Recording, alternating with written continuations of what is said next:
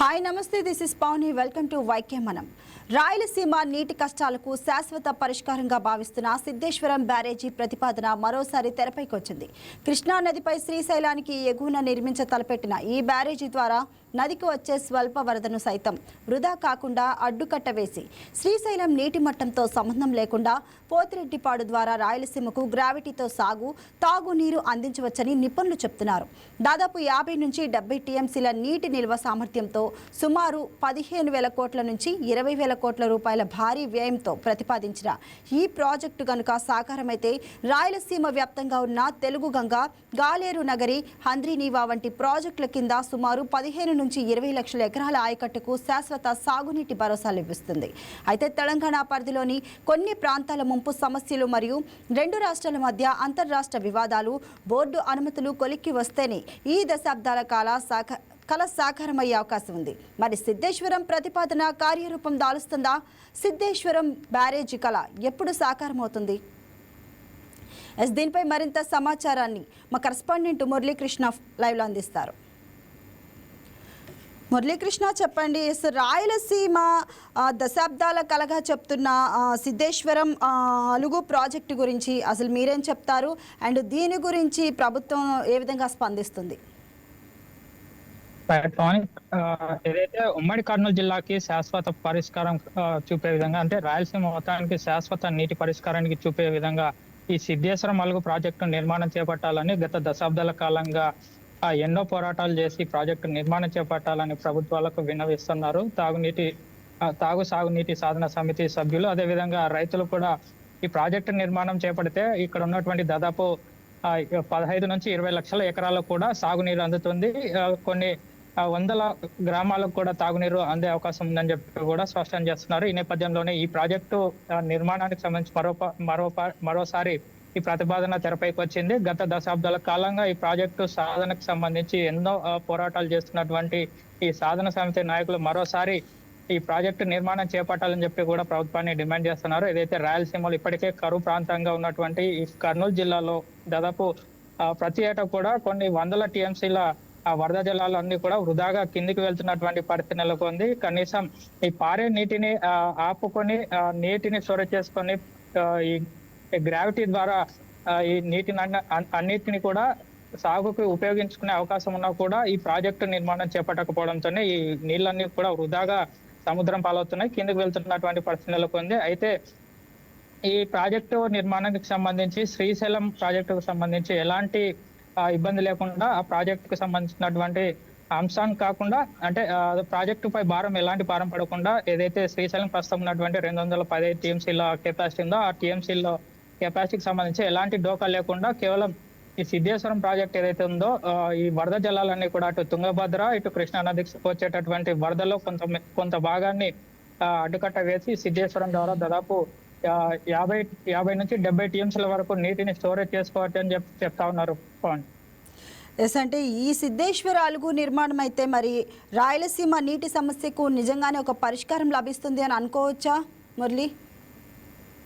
ఖచ్చితంగా అనుకోవచ్చు. ఎందుకంటే ఈ సిద్ధేశ్వరం అలుగు ప్రాజెక్టు నిర్మాణం చేపడితే ఖచ్చితంగా అటు కృష్ణా నది నుంచి వచ్చే వరద, ఇటు తుంగభద్ర నుంచి వచ్చే వరద నీటిని వృధాగా పోనీయకుండా ఇక్కడ అడ్డుకట్ట వేసుకొని వాటిని స్టోరేజ్ చేసుకొని గ్రావిటీ ద్వారానే ఈ నీటిని పోతిరెడ్డిపాడు ఇటు తదితర ప్రాజెక్టుల ద్వారా నీటిని పంపింగ్ చేసుకోవచ్చు.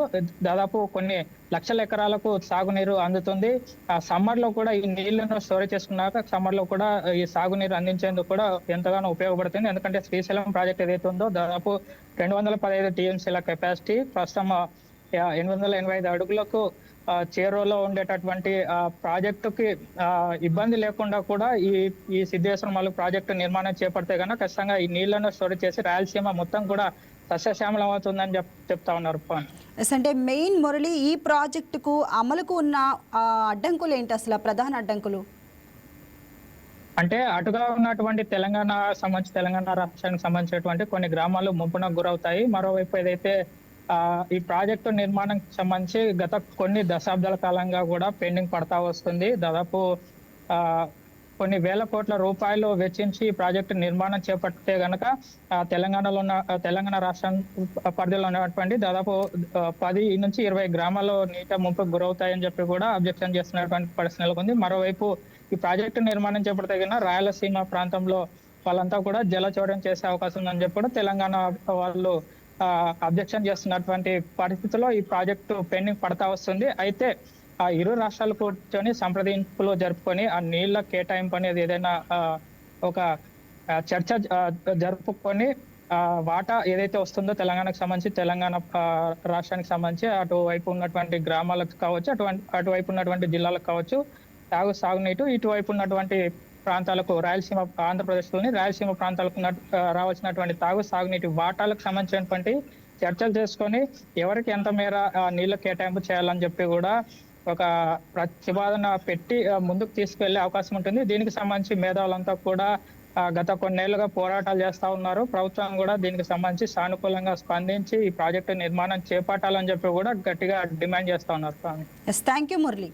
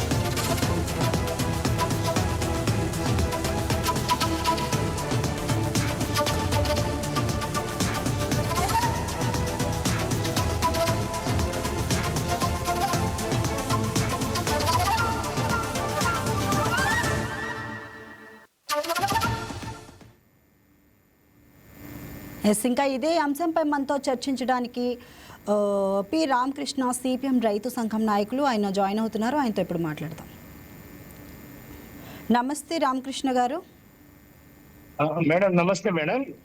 ఎస్ అండి, దశాబ్దాలుగా మరి ప్రతిపాదనలకు పరిమితమైన సిద్ధేశ్వరం ప్రాజెక్టు మరి ఈసారి నిజంగా కార్యరూపం దాల్చే అవకాశాలు ఎంతవరకు కనిపిస్తున్నాయండి? మేడం,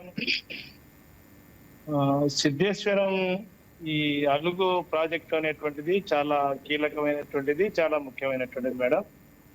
గత కొన్ని సంవత్సరాలుగా అంటే సిద్ధేశ్వరం అలుగు నిర్మాణం చేయాలని చెప్పేసి పలు ప్రజా సంఘాలు, రాజకీయ పార్టీలు డిమాండ్ చేస్తున్నాయి. ఎందుకంటే రాయలసీమకు నీళ్లు ఇవ్వాలంటే సిద్ధేశ్వరం అలుగు నిర్మాణం జరిగితే ఎంతో ప్రయోజనకరంగా ఉంటుంది అని చెప్పేసి భావిస్తున్నారు. ఆనాటి విశ్రాంత సుబ్బరాయుడు గారు, ఇంజనీర్ సుబ్బరాయుడు గారు కూడా 2003లో ప్రభుత్వానికి ప్రతిపాదనలు పంపారు. దానికి అనుగుణంగానే ఒక 1000 కోట్లు కనుక మనం కేటాయించినట్టయితే కనుక ఈ సిద్ధేశ్వర అలుగు నిర్మాణం చేయడానికి అవకాశం ఉంటుంది. అదేవిధంగా సుమారుగా 15 లక్షల నుండి 20 లక్షల ఎకరాలకు సాగునీరు అందివ్వడానికి ఉంటుంది, అవకాశం ఉంటుంది అని చెప్పేసినటువంటిది ఈ నిపుణులు చెప్పినటువంటిది మేడం. అట్లాగే ఈ హెడ్ రెగ్యులేటర్ మామూలుగా రెడ్డిపాడు దగ్గర ఉండేటువంటి హెడ్ రెగ్యులేటర్ కూడా నిరంతరాయంగా నీళ్లు అందించడానికి అవకాశం ఉంటుంది. కానీ ప్రభుత్వాలు మాత్రం నిధులు కేటాయించడంలో కానీ దీని పట్ల శ్రద్ధ చూపడంలో కానీ చాలా నిర్లక్ష్యం వహిస్తున్నాయి. ఎన్నికల సమయంలో మేము తప్పనిసరిగా ఈ సిద్ధేశ్వరం అలుగు నిర్మాణం చేస్తాము, రాయలసీమకు నీళ్లు అందిస్తాము అని చెప్పేసి చెప్తున్నారు తప్ప ఆచరణలో మాత్రం ఎన్నికల తర్వాత దాని గురించి ఊచెత్తినటువంటి పరిస్థితి లేదు. కొన్ని సందర్భాలలో అక్కడ నుండి మామూలుగా సిద్ధేశ్వరం నుండి కూడా పాదయాత్ర కూడా చేసినటువంటి సందర్భాలు ఉన్నాయి. కానీ ప్రభుత్వం వైపు నుంచి మాత్రం ఎటువంటి స్పందన మాత్రం కలిగే పరిస్థితి లేదు మేడం. అంటే దీనికి గల కారణాలు ఏమంటారండి? అంటే ఒక ప్రభుత్వాల పాలక వర్గాల నిర్లక్ష్యం మేడం. గతంలో జగన్మోహన్ రెడ్డి ప్రభుత్వం కానీ అంతకన్నా ఉన్నటువంటి ముందుగా ఉన్నటువంటి ప్రభుత్వాలు కానీ దీన్ని కట్టడం వల్ల ఎంతో ప్రయోజనకరంగా ఉంటుంది. ఓ పక్క గుండ్రేవుల రిజర్వాయర్ కడితే కనుక మన కేసీ కెనాల్కి నిరంతరాయంగా నీళ్ళు ఇవ్వచ్చు. 20,000 టీఎంసీల నీళ్లు నిల్వ ఉండడానికి అవకాశం ఉంటుంది. కేసీ కెనాల్కి నిరంతరాయంగా నీళ్లు ఇస్తే కనుక ఈ ప్రాంతం అంతా కూడా సస్యశ్యామలం అవుతుంది అని చెప్పేసి, ఒకవేళ కర్నూలుకి ప్రయోజనం లేకపోయినా నంద్యాల జిల్లాకు చాలా ప్రయోజనకరంగా ఉంటుంది, అట్లాగే కడప దాకా కూడా ఎంతో ప్రయోజనకరంగా ఉంటుంది అని చెప్పేసి చాలా మంది నిపుణులు కానీ లేకపోతే చాలా మంది మేధావులు కానీ అట్లాగే ప్రజా సంఘాలు కానీ రాజకీయ పార్టీలు కానీ కోరుతున్నాయి. కానీ వాటి గురించి కూడా ఊచెత్తేది. అట్లాగే సిద్ధేశ్వరం అలుగు నిర్మాణంలో కూడా అలసత్వం వహించడము, అట్లాగే దానికి తగిన నిధులు కేటాయించకపోవడమే బలమైనటువంటి కారణం. దీనికి చిత్తశుద్ధి లేకపోవడమే. అక్కడ ఉన్నటువంటి ప్రజాప్రతినిధులు ఎవరైతే ఉన్నారో ఆ ప్రజాప్రతినిధులు కూడా వీటిపైన అంత శ్రద్ధ లేదు. శ్రద్ధ లేకపోవడం చేతనే ఈరోజు ఈ సిద్ధేశ్వరం అలుగు నిర్మాణానికి నోచుకోలేకుండా వెనుకబడుతున్నటువంటి పరిస్థితి ఉంది మేడం. ఓకే అండి. అంటే అసలు మరి ముఖ్యంగా రైతుల తరపున మీ ప్రధాన డిమాండ్ ఏంటండి? మా ప్రధాన డిమాండ్ మేడం, ఇప్పుడు అలుగును నిర్మాణం చేసినట్లయితే, అంటే అలుగు అంటే మనం అడ్డుకట్టనే మేడం, కృష్ణానది పైన కొంచెం అడ్డుకట్ట వేస్తే కనుక దీనివల్ల ఏమంటే శ్రీశైలానికి వరద ముప్పు కూడా తగ్గుతుంది మేడం. అట్లాగే విద్యుత్తు కూడా మనము ప్రొడక్షన్ చేసుకోవడానికి కూడా అవకాశం ఉంది అనేటువంటిది తెలుస్తుంది మేడం. అంటే విద్యుత్తు చేయడానికి అవకాశం ఉంది, అదేవిధంగా వరద ముప్పు తప్పించుకోవడానికి అవకాశం ఉంది, అదేవిధంగా లక్షల ఎకరాలకు సాగునీరు అందించడానికి అవకాశం ఉంది.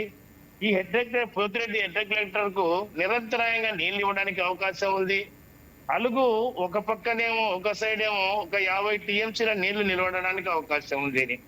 మరొక 55 టీఎంసీల నీళ్లు నిలవడానికి అవకాశం ఉంది.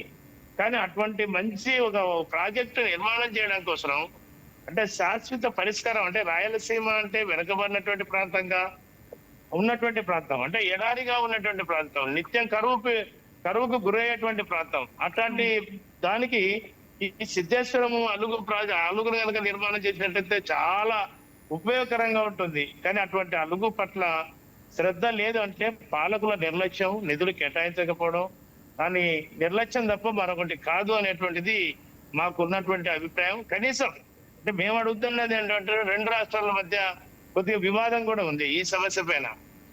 కూర్చోవచ్చు, 2 రాష్ట్రాలు కూర్చొని మాట్లాడుకొని ఆ రకంగా ఒక అభిప్రాయంతో తీసుకొని మనం అలుగు, ఎందుకంటే 860 అడుగుల నీటి మట్టం కనుక దాటితే కనుక మనం ఈ నీటిని ఉపయోగించుకోవడానికి అవకాశం ఉంది అని చెప్పేసినటువంటిది మన నీటిపారుదల శాఖ నిపుణులు కూడా చెప్తున్నటువంటిది. అటువంటి అలుగు చాలా ముఖ్యమైనటువంటిది. అట్లాంటి అలుగును మనం పాలకుల నిర్లక్ష్యం. కనీసం ఇప్పుడున్నటువంటి కూటమి ప్రభుత్వమైనా దానికి తగిన నిధులు కేటాయించడం, కనీసం నిర్మాణాన్ని ప్రారంభిస్తే మరి కొంతకాలానికైనా ఈ సిద్ధేశ్వరం అలుగు పూర్తి అయితే కనుక ఎంతో ప్రయోజనకరంగా ఉంటది. రాయలసీమ కొంత నీటిపారుదల సౌకర్యం బాగా పెరగడానికి అవకాశం ఉంటది అనేటువంటిది మా అభిప్రాయం.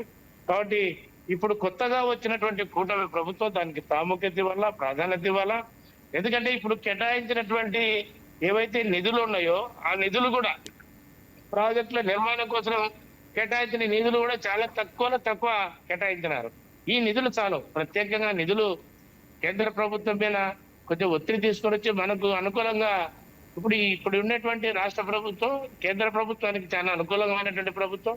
అంటే అనుకూలతను ఇట్లా సద్వినియోగం చేసుకుంటే కనుక, అంటే ప్రజా ప్రయోజనాల కోసం కనుక సద్వినియోగం చేసుకున్నట్లయితే కనుక, ఇట్లాంటి ప్రాజెక్టులన్నీ కనుక పూర్తి చేసుకుంటూ వచ్చేటట్టుగా వెనుకబడినటువంటి రాయలసీమ ఎంతో కొంత అభివృద్ధి చెందడానికి అవకాశం ఉంటది అనేటువంటిది మా అభిప్రాయం మేడం. కాబట్టి ఇటువంటి ప్రయత్నం ఇప్పుడు ఉన్నటువంటి కూటమి ప్రభుత్వం చేయాల్సినటువంటి అవసరం ఉంది. అట్లా చేసినట్లయితే కనుక ప్రజల మన్ననను కూటమి ప్రభుత్వం పొందడానికి అవకాశం ఉంటుంది అనేటువంటిది మా అభిప్రాయం.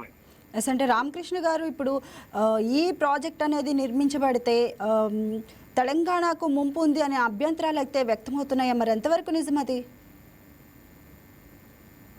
ఆ సమస్యలు ఎవరు మన రెండు రాష్ట్ర ప్రభుత్వాలు కూర్చొని ఎక్కడ అటువంటి పరిస్థితి ఉన్నది అనేటువంటిది ఎక్కడ కూడా మన నీటిపారుదల శాఖ నిపుణులు ఎక్కడ కూడా అట్లాంటి ఇబ్బంది ఉంటుంది అని చెప్పేసినటువంటి ముప్పుకు గురవుతుంది అని చెప్పేసినటువంటి నష్టం జరుగుతుంది అనేటువంటిది ఎక్కడ కూడా చెప్పినట్టుగా లేదు మేడం.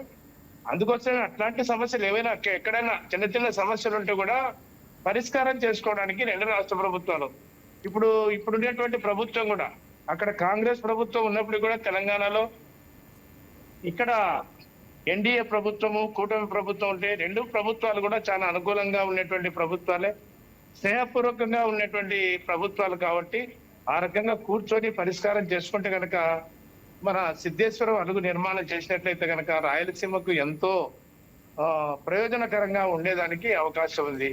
తక్కువ నిధులు ఖర్చు పెట్టడం, పైగా ఇంకొకటి మేడం, ఇక్కడ మనం భూమి కూడా కొనుగోలు చేయాల్సినటువంటి అవసరం లేదు, అంటే ల్యాండ్ అక్విజిషన్ కూడా చేయాల్సినటువంటి అవసరం లేదు. కాబట్టి ఇంత సులభంగా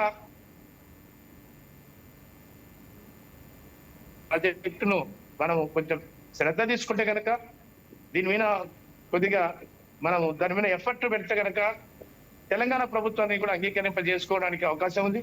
ఆ రకంగా మన దగ్గర చిత్తశుద్ధి లోపం తప్ప మరొకటి కాదు. ఆ రకంగా నిధులు కేటాయించడం, చిత్తశుద్ధితో ప్రయత్నం చేయడం, ఆ రకంగా చేసినట్లయితే కనుక కూటమి ప్రభుత్వానికి ఎంతో ఉపయోగకరంగా ఉంటుంది. ఆ రకంగా రాయలసీమ ఎడారిగా ఉండకుండా కొంతలో కొంత మెరుగైనటువంటి జీవనోపాధి కలగడానికి కానీ, ఆ రకంగా జీవన పరిస్థితులు మెరుగుపడడానికి కానీ ఎంతో ఉపయోగకరంగా ఉంటది అనేటువంటిది మాకున్నటువంటి అభిప్రాయం మేడం.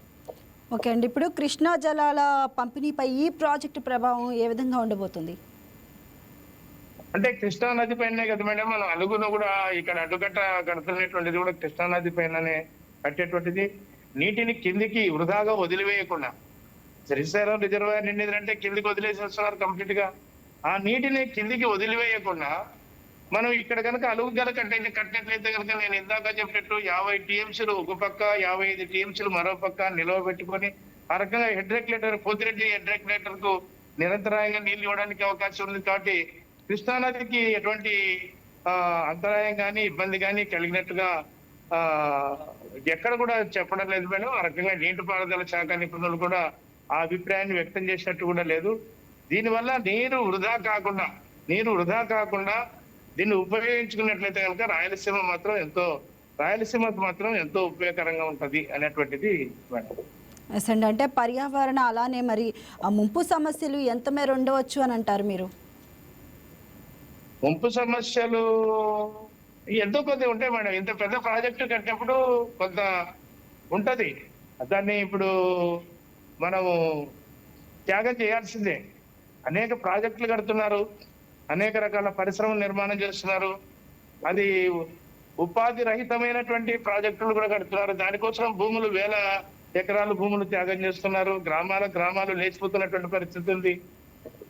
ఎందుకు పోయినా ఇప్పుడు ఈ మధ్య కాలంలో మన ఇక్కడ ప్రాజెక్టు కట్టినప్పుడు కింద బుడగలు లేసేసేసి ఒక ఊరు చాలా ఇబ్బంది పడినటువంటి పరిస్థితి ఉంది.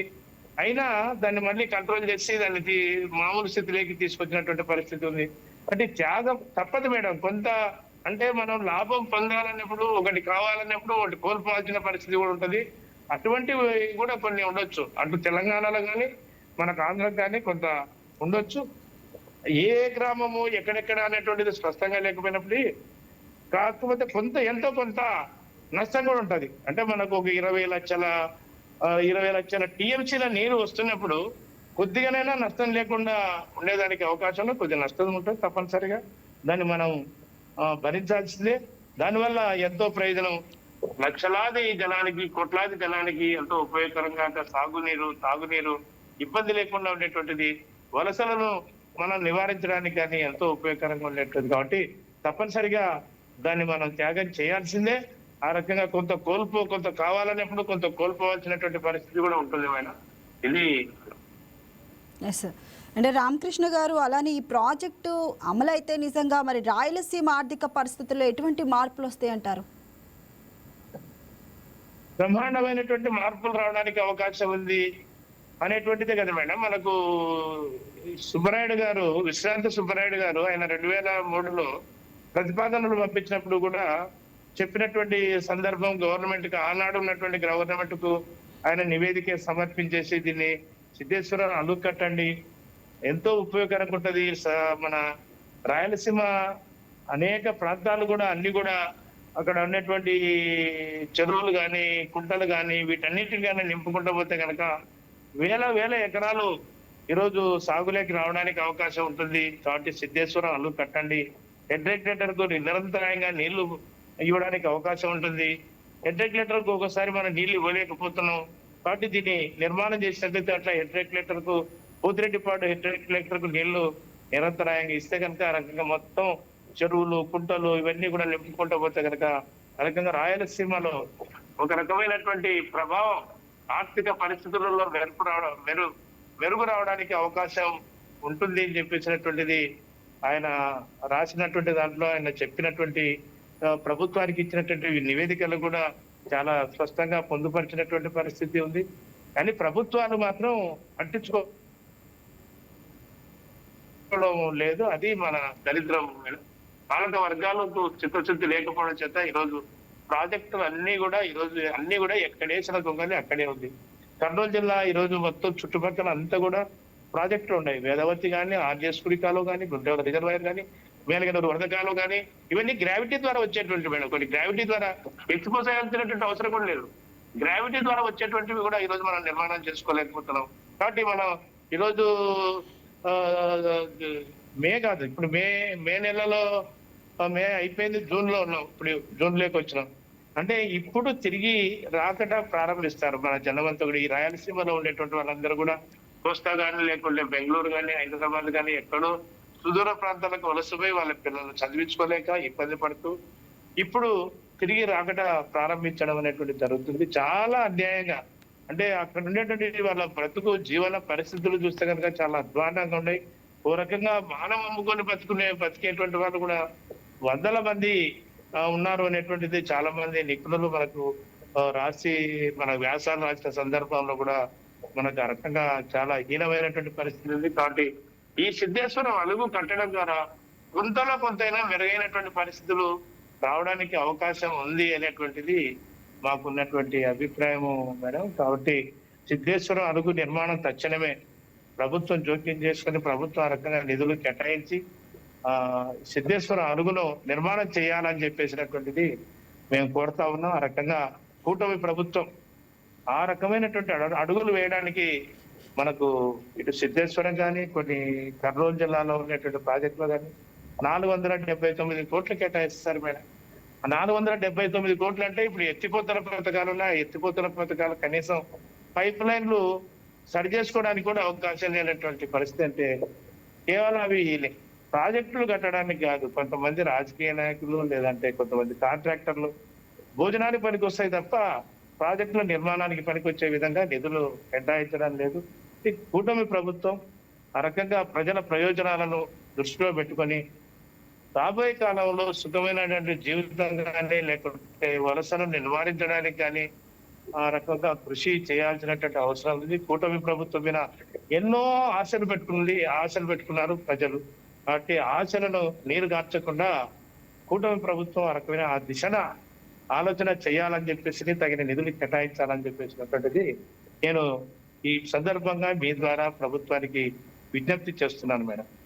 ఎస్, అంటే మీ ఉద్దేశం ప్రకారం మరి ఈ ప్రాజెక్టు కార్యరూపం దాల్చే అవకాశం అసలు ఎంతవరకు ఉన్నాయంటారు? ఇప్పటి వరకు అంటే మనకు కేటాయించిన నిధులు కనుక చూస్తే కనుక చాలా తక్కువ నిధులు కేటాయించినారు. మరి ఈసారి ఈ సిద్ధేశ్వరం అలుగు ప్రాజెక్టు నిర్మాణం ప్రారంభం అవుతుందా లేదా అనేటువంటిది ఒక క్వశ్చన్ మార్క్ గానే ఉంది మేడం. నేను మొదట చెప్పాను మేడం, మనకు ఉండేటువంటి కేంద్ర ప్రభుత్వంతో ఉన్నటువంటి సన్నిహిత సంబంధాలు, దాని ద్వారా మన అవసరాలు, నీటి అవసరాలు, సాగునీటి ప్రాజెక్టుల అవసరాలు,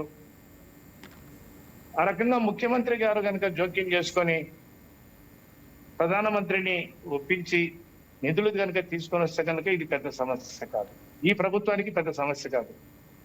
కాబట్టి ముందు ఇక్కడ ఉండేటువంటి ఈ దరిద్రాన్ని పోగొట్టాలా, ఈ వెనుకబాటుతనాన్ని పోగొట్టాలా. ఇంకా 78 సంవత్సరాల తర్వాత కూడా ఇప్పటికీ కూడా వలసలు పోవాల్సినటువంటి పరిస్థితులు కానీ, చదువుకున్నటువంటి పిల్లలు మేడం ఒక పక్కగా కొన్ని ప్రాంతాలు మేము చూస్తున్నాం, స్వయంగా చూస్తున్నాం. 10th క్లాస్ ఎగ్జామ్ రోజు అక్కడ పచ్చిమిరపకాయలు తెంపుకుంటా కూలి పనికి పోయేటువంటి వాళ్ళు కూడా నేటికి ఉన్నారు. అట్లాంటి పరిస్థితులు ఉన్నాయి, అంత ఘోరమైనటువంటి పరిస్థితులు ఉన్నాయి. కాబట్టి కూటమి ప్రభుత్వంకు ఉండేటువంటి, కేంద్ర ప్రభుత్వానికి ఉండేటువంటి సంబంధాల ద్వారా నైనా నిధులు తీసుకొని వచ్చేసేసి ప్రథమ ప్రాధాన్యతగా మేము అనుకుంటున్నాము. ఎట్లయినా కానీ తప్పనిసరిగా ఆ సంబంధాలను ఉపయోగించి చంద్రబాబు నాయుడుకు ఉండేటువంటి నాలెడ్జ్ కానీ, తెలివి కానీ, ఆ రకంగా తెలివితేటలు ఉపయోగించేసేసి సిద్ధేశ్వరం అలుగు ప్రాజెక్టు నిర్మాణానికి నోచుకుంటది అనేటువంటి ఆశలు అయితే ఉన్నాయి. కానీ చూడాలా మేడం, అంటే కాలం చూడాలా, ముందు కాలంలో ఏం జరుగుతుంది, ఎలా కృషి చేస్తారు, దేనికి ప్రాముఖ్యత ఇస్తారు అనేటువంటిది. ఇప్పుడు చాలా మంది అంటున్నారు, మేధావులు అంటున్నారు, ఆంధ్రప్రదేశ్ అంటే మనకు ఒక అమరావతి పోలవరమే అంటున్నారు. అమరావతిని కూడా అంతర్జాతీయ స్థాయిలో కడతామని చెప్పేసి చెప్తున్నారు. ఉన్న డబ్బులన్నీ అక్కడనే వేల ఎకరాలు కొని పెట్టేసేసేసి మనను మరింత అప్పుల్లో ముంచేసేసేసి మరింత ధరలు పెరిగడానికి దోహదపడకుండా అన్ని ప్రాంతాలను సమభాగంగా చూసేదానికోసం ప్రయత్నం చేస్తే కనుక బాగుంటది. రకంగా రాయలసీమ అని అంటే వెనకబడినటువంటి తెలంగాణ ఒకప్పుడు వెనకబడింది, తెలంగాణ ఉద్యమం వచ్చింది, తెలంగాణ మాకు సపరేట్ కావాలన్న. రాయలసీమ వెనుకబాటుతనానికి ఇప్పుడు వెనుకబడింది అని చెప్పేసి కొంతమంది రాయలసీమ రాయలసీమ నినాదాన్ని రెచ్చగొట్టేటువంటి. ఎస్ రామకృష్ణ గారు, థ్యాంక్ యూ అండి. సో సిద్ధేశ్వరం ప్రాజెక్టు గురించి ప్రభుత్వం ఆలోచించాలనే కోరుకుంటున్నాం. That's all for now. Keep watching YK news Telugu వారి గుండె చప్పుడు.